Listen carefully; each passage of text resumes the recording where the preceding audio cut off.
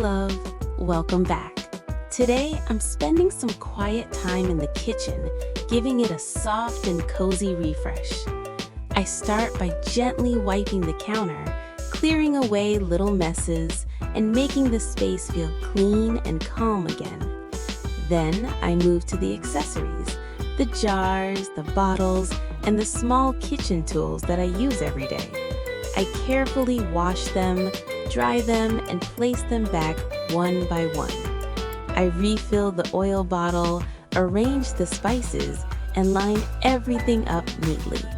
It's such a simple process, but it makes the kitchen feel so warm and organized. There's something really comforting about a clean kitchen.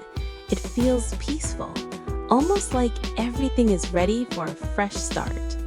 Now everything looks soft, tidy, and beautiful again, just the way I love it.